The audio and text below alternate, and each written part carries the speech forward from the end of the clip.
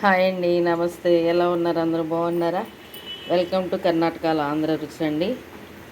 శుభోదయం అండి. ఏంటి కొత్తగా శుభోదయం అని చెప్తున్నాను అనుకుంటున్నారా? పొద్దున్నే ఇదిగో చూసారా,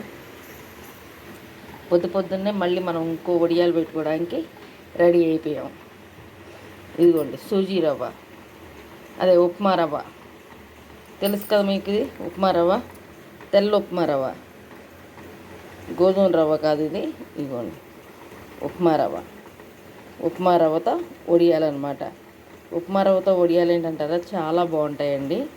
ఇదిగోండి, దానికి ఏమేం కావాలో చెప్తాను. 1 గ్లాస్ ఉప్మా రవ్వ తీసుకుంటే 5 గ్లాసులు వాటర్ తీసుకోవాలి. ఆల్రెడీ నేను తీసుకొని పొయ్యి మీద పెట్టేశాను. అవి మరగడానికి రెడీగా ఉన్నాయి. కారము, సాల్టు, జీలకర్ర, లేదంటే చిల్లీ ఫ్లిక్స్ అయినా వేసుకోవచ్చు, రెడ్ చిల్లీ ఫ్లిక్స్ అయినా వేసుకోవచ్చు, ఏమీ అవ్వదు. ఓకేనా, మన ఇష్టం అండి దీనిలో వేసుకునేది. పచ్చిమిరపకాయ జీలకర్ర పేస్ట్ వేసుకోవచ్చు, అలా కారము, ఉప్పు, జీలకర్ర. ఓకే, ఇప్పుడు ఇది మరిగింది కదా, మరిగినప్పుడు ఇవి ఇందులో వేసుకొని ఉప్మా ఎలా తిప్పుకుంటామో అలా తిప్పుకోవాలన్నమాట.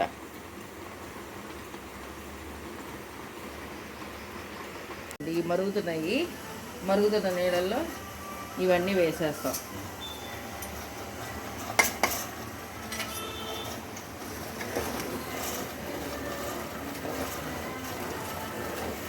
చూసారా, ఇప్పుడు ఉండలు కట్టకుండా తిప్పుకోవాలండి జాగ్రత్తగా.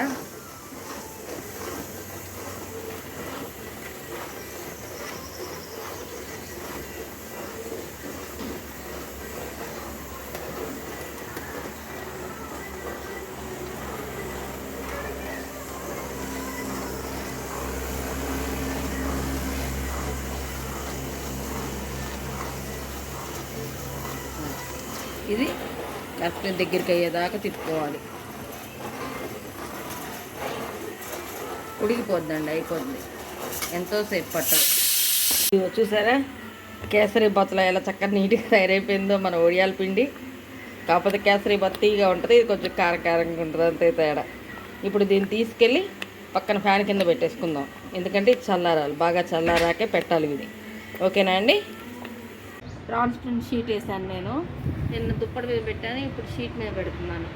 ఈ ఊరికే వచ్చేస్తాయి, అందుకని ఇది వచ్చేసేసి చక్రాల గిద్దల్లో పిండి వేసుకోవాలండి. ఈ పిండిని అంతటిని చక్రాల గిద్దల్లో వేసుకొని అంతే. భైరవ గడు బయటికి రావాలని భయంకరంగా చూడండి గొడవ చేస్తున్నాడు.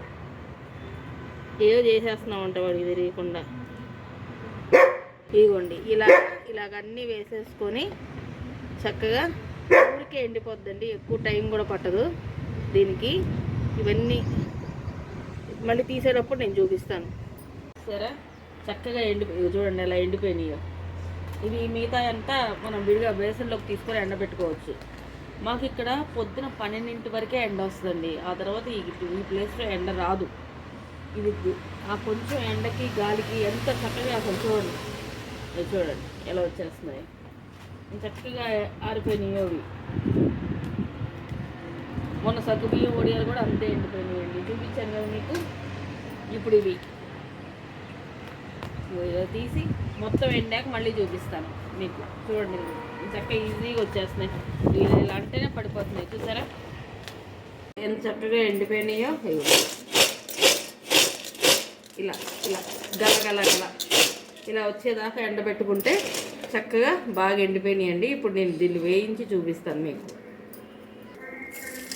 ఇక చూసారా నేను చక్కగా పొంగుతున్నాయో.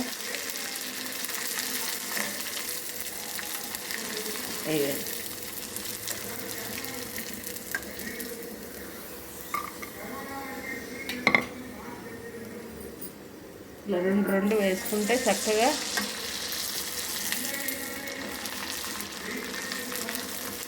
ఉడికే ఎగిపోతాయి. ఇవి కురుకురు ఇలా కరకరలు ఆడుతా ఎంతో బాగుంటుందండి.